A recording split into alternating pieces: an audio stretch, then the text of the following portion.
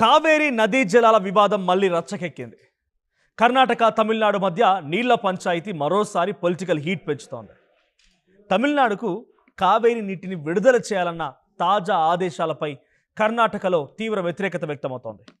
దీనికి నిరసనగా కన్నడ సంఘాలు బంద్కు పిలుపునిచ్చాయి. కర్ణాటకలో బంద్ ప్రస్తుతం కొనసాగుతోంది.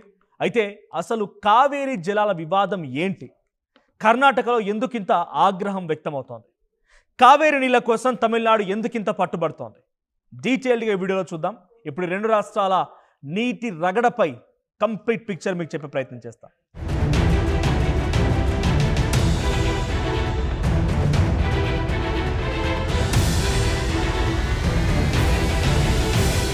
కావేరీ జలాలపై కావేరీ వాటర్ రెగ్యులేషన్ కమిటీ ఇచ్చినటువంటి ఆదేశాలు కర్ణాటకలో దుమారం రేపుతున్నాయి.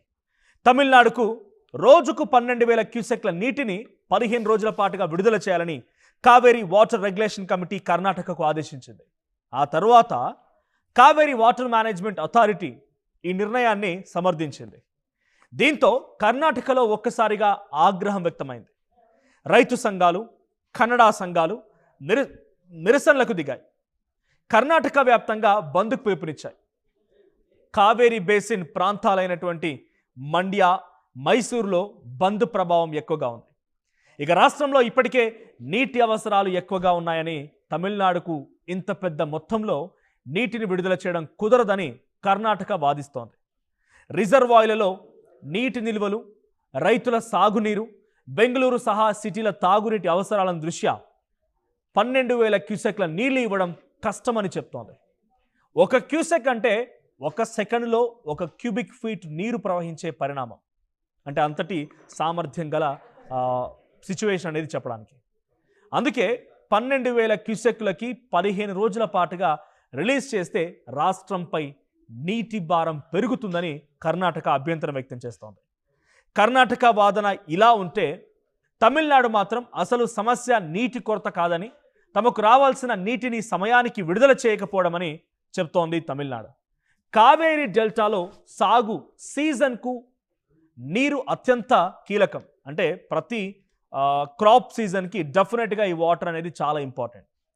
పంటలకు అవసరమైనటువంటి సమయంలో నీరు అందకపోతే తర్వాత ఎన్ని నీళ్లు విడుదల చేసినా కూడా పెద్దగా ఉపయోగం ఉండదని తమిళనాడు వాదిస్తోంది. అందుకే సుప్రీంకోర్టు తీర్పులు, నీటి పంపిణీ వ్యవస్థ ప్రకారం తమకు రావాల్సిన నీటిని కర్ణాటక తప్పనిసరిగా విడుదల చేయాలని డిమాండ్ చేస్తోంది తమిళనాడు. దీంతో మరోసారి కావేరీ నీళ్ల పంచాయతీ రెండు రాష్ట్రాల మధ్య రాజకీయ వేడిని పెంచుతోంది. అసలు ఈ రెండు రాష్ట్రాల మధ్య నీటి పంచాయతీ ఎలా మొదలైంది? ఇంత పెద్ద వివాదంగా ఎలా మారింది? అది తెలుసుకోవాలంటే మనం 130 ఏళ్ళ వెనక్కి వెళ్లాల్సిందే. అంటే సుమారుగా 130 ఇయర్స్ వెనక్కి వెళ్లాల్సిందే. కావేరీ నది కర్ణాటకలోని కొడగు జిల్లాలో తలకావేరి వద్ద పుట్టి కర్ణాటకలో ప్రవహిస్తూ తమిళనాడులోకి చేరుతుంది. మెట్టూరు, ఈరోడ్, తిరుచిరాపల్లి, తంజావూరు వీటి మీదుగా కావేరీ డెల్టాను సస్యశ్యామలం చేస్తూ చివరికి బంగాళాఖాతంలో కలుస్తుంది. అంటే నది ఎగువన కర్ణాటక, దిగువన తమిళనాడు. ఈ ప్రవాహంతోనే రెండు రాష్ట్రాల అవసరాలు ముడిపడి ఉన్నాయి. ఇదే నీటి పంపిణీపై వివాదానికి కారణమైంది. ఇక 1892లో అప్పటి మద్రాస్ ప్రెసిడెన్సీ, మైసూర్ కింగ్డమ్ మధ్య తొలి ఒప్పందం జరిగింది. ఆ తర్వాత 1924లో మరో కీలక ఒప్పందం కుదిరింది. ఇందులో మైసూరుకి కృష్ణరాజసాగర్ డ్యామ్, కేఆర్ఎస్ డ్యామ్ నిర్మించుకునేటువంటి అవకాశం కల్పించడంతో పాటు తమిళనాడులో అప్పటికే సాగు చేస్తున్నటువంటి రైతుల హక్కులను కూడా గుర్తించింది. ఈ ఒప్పందం 50 ఏళ్ల పాటుగా అమల్లో ఉండి ఎగ్జాక్ట్గా 1974లో ఈ ఒప్పందం ముగిసింది. ఇక 1974లో ఒప్పందం గడువు ముగిసిన తర్వాతే వివాదం మరింతగా మొదలైంది. బ్రిటిష్ కాలం నాటి ఒప్పందం తమిళనాడుకు ఎక్కువ ప్రయోజనం కలిగించిందని కర్ణాటక వాదించింది. తన సాగునీటి అవసరాల కోసం కొత్త ప్రాజెక్టులు, రిజర్వాయర్ని పెంచడం ప్రారంభించింది. తమిళనాడు మాత్రం దశాబ్దాలుగా తమ వ్యవసాయం కావేరీ నీటిపైన ఆధారపడి ఉందని, తమకు ఉన్నటువంటి హక్కులను కొనసాగించాల్సిందని పట్టుబట్టింది.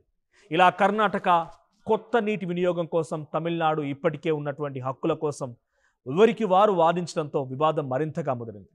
చివరికి కేంద్ర ప్రభుత్వం జోక్యం చేసుకొని 1990లో కావేరీ వాటర్ డిస్ప్యూట్ ట్రిబ్యునల్ ఏర్పాటు చేసింది. ఈ వివాదంపై దాదాపుగా 17 ఏళ్ల పాటుగా విచారణ చేసినటువంటి ట్రిబ్యునల్ 2007లో ఫైనల్ రివార్డ్నిచ్చింది, ఫైనల్ అవార్డు ఇచ్చింది, అంటే రిజల్ట్ ఇచ్చింది. తమిళనాడుకి 419 టీఎంసీలు, కర్ణాటకకు 270 టీఎంసీలు. ఇక ఈ చిన్న చిన్న ట్రిబ్యునల్స్ అంటే చిన్న చిన్న ఉపనదులు కూడా ఉన్నాయి కాబట్టి కేరళ, పుదుచ్చేరికి కూడా ఇవ్వాలని కేరళకి 30 టీఎంసీలు, పుదుచ్చేరికి 7 టీఎంసీలు కేటాయించింది. కానీ ఈ రిజల్ట్తో, ఈ తీర్పుతో వివాదానికి ఫుల్ స్టాప్ పడలేదు. ఇరు రాష్ట్రాల అభ్యంతరాలు కొనసాగడంతో వ్యవహారం చివరికి సుప్రీంకోర్టు కూడా చేరింది. 2018లో సుప్రీంకోర్టు ఇచ్చినటువంటి తీర్పు ఈ వివాదంలో మరొక కీలక మలుపుగా మారింది. బెంగళూరు నగర తాగునీటి అవసరాలను పరిగణలోకి తీసుకొని కర్ణాటక వాటాని 284 టీఎంసీలకు పెంచింది సుప్రీంకోర్టు. అదే సమయంలో తమిళనాడు వాటాని 404 టీఎంసీలకు తగ్గించింది. అంతేకాదు ప్రతి ఏడాది బిలిగుండ్లు అనేటువంటి ఆ ప్రాజెక్టు వద్ద 177.25 టీఎంసీలని నీరు తమిళనాడుకు చేరేలా కర్ణాటక చూసుకోవాలని ఆదేశించింది కూడా. అయితే ఈ తీర్పు అమలును పర్యవేక్షించేందుకు 2 కీలక సంస్థలు ఏర్పాటు చేశారు. ఒకటి Kaveri water management authority CWMA, మరొకటి Kaveri water regulation committee CWRC. వర్షాపాతం, రిజర్వాయర్లలో నీటి నిల్వలు, నీటి లభ్యత వంటి అంశాలని CWRC పరిశీలిస్తుంది. ఇక ఈ సమాచారం ఆధారంగా తీసుకొని కావేరీ నీటి పంపిణీ విషయాల్లో నీటి విడుదల పైన CWMA నిర్ణయాలు తీసుకుంటుంది.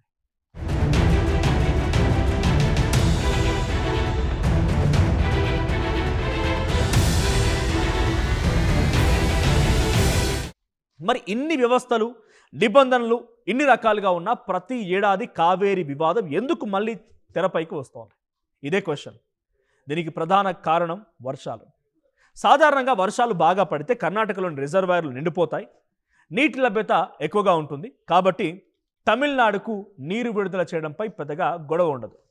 కానీ వర్షాలు తక్కువగా పడినప్పుడు పరిస్థితి మొత్తం మారిపోతుంది. రిజర్వాయర్లో నీటి నిల్వలు తగ్గిపోతాయి, అందుబాటులో ఉన్నటువంటి నీరు పరిమితమవుతుంది. అదే సమయంలో 2 రాష్ట్రాల అవసరాలు ఒకేసారిగా ముందుకొస్తాయి. ఆ అవసరాలు ఏంటి అంటే, కర్ణాటకకేమో తన రైతులు సాగునీటి అవసరాలు ఉన్నాయి, బెంగళూరు సహా నగరాలకు తాగునీరు అందించాల్సి ఉంది. మరోవైపు తమిళనాడు ఏం చెప్తుందంటే, కావేరీ డెల్టా రైతులు తమ పంటల కోసం ఈ నీటిపైన ఆధారపడుతున్నారు. నీరు తక్కువగా ఉన్నప్పుడు ఈ 2 అవసరాలను ఒకేసారి తీర్చడం కష్టంగా మారుతుంది. తమిళనాడు వర్షన్ ఒక రకంగా ఉంది, కర్ణాటక వర్షన్ ఇంకోలా ఉంది. ఇక్కడే 2 రాష్ట్రాల వాదనలు మొదలవుతాయి. కర్ణాటక నీటి కొరత ఉన్న పరిస్థితుల్లో ముందుగా తాగునీటికి ప్రాధాన్యత ఇవ్వాలని చెప్తోంది. తమిళనాడు మాత్రం పంటల సీజన్లో అవసరమైనటువంటి సమయంలో నీరు అందించాలి కాబట్టి అందించాల్సిందే, మాకు రావాల్సిందని వాదిస్తోంది. ఇక కావేరీ వివాదంలో మరొక కీలక అంశం మేకేదాటు ప్రాజెక్ట్. బెంగళూరు తాగునీటి అవసరాల కోసం మేకేదాటు వద్ద రిజర్వాయర్ నిర్మించాలని కర్ణాటక సూచిస్తోంది, ప్రతిపాదిస్తోంది.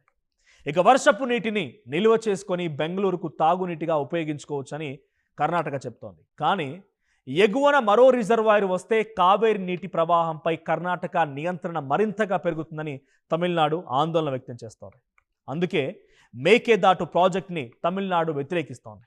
ప్రస్తుతం పరిస్థితిని చూస్తే CWMA Kaveri water management authority ఇప్పటికే నీటిని విడుదల చేయాలని ఆదేశించింది. ఇక CWMA ఆదేశాలను వ్యతిరేకిస్తూ కర్ణాటక ప్రభుత్వం సుప్రీంకోర్టును ఆశ్రయించింది. ఎల్నినో ప్రభావం వల్ల రాష్ట్రంలో తీవ్రమైనటువంటి నీటి ఎద్దడి, వర్షాభావ పరిస్థితులు ఉన్నాయని కర్ణాటక వాదిస్తోంది. మరోవైపు తమిళనాడు కూడా పూర్తి వాటా కోసం కోర్టును ఆశ్రయించింది. CWMA ఆదేశాల ప్రకారం నీటిని విడుదల చేయాలని కోరుతూ తమిళనాడు ఈ పిటిషన్ వేసింది. అయితే ఈ వివాదాన్ని విచారించాల్సిన జస్టిస్ విక్రమ్నాథ్ అందుబాటులో లేకపోవడంతో విచారణ ఈ నెల 17కు వాయిదా పడింది. ఇక మొత్తంగా 130 ఏళ్లుగా ఒప్పందాలు కుదిరాయి, ట్రిబ్యునల్ తీర్పులు వచ్చాయి, సుప్రీంకోర్టు ఆదేశాలు వచ్చాయి. అయినా కావేరీ పంచాయతీకి ఫుల్ స్టాప్ పడలేదు. మరి ఈసారి అయినా పరిష్కారం దొరుకుతుందా, లేక వివాదం మళ్ళీ రగులుతూనే ఉంటుందా అన్నది రాబోయే రోజుల్లో తేలబోతోంది.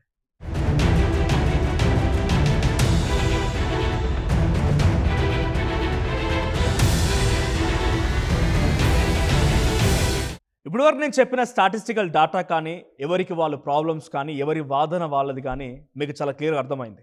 ఇప్పుడు నేను ఇదంతా కూడా ఒక మ్యాప్లో ఎక్స్ప్లెయిన్ చేస్తాను. సో బ్రిటిష్ టైంలో నుంచే ఈ అగ్రిమెంట్లు అవుతూ ఉన్నాయి, 50 ఏళ్ల పాటు కొనసాగిన, ఆ తర్వాత మళ్ళీ కొత్తగా ట్రిబ్యునల్స్ ఏర్పాటు చేసిన, అవార్డ్స్ వచ్చినా కూడా ఇంకా ఈ వాదం కొనసాగుతుంది. దానికి రూట్ కాజ్ మ్యాప్ విషయానికి వస్తే ఇది వెస్టర్న్ ఘాట్స్. ఈ వెస్టర్న్ ఘాట్స్ వైపుగా ఉన్నటువంటి ఇక్కడ తలకావేరి, కొడగు, కర్ణాటక ఈ ప్రాంతంలో ఈ కావేరి నది మొదలవుతుంది. ఇక్కడ నుంచి మొదలుకొని ఇక్కడ చూడండి Talakaveri, Madikeri, Kushalnagar, Srirangapatna near Mandya, Shivamudra falls, Mettur dam, Salem, Erode, Tiruchirappalli, Thanjavur, bay of Bengal. So దీంట్లో ఇక్కడ నుంచి మొదలైపోయి ఇక్కడి వరకు బే ఆఫ్ బెంగాల్ వరకు తమిళనాడు తర్వాత బే ఆఫ్ బెంగాల్ కలుస్తూ ఉంటుంది.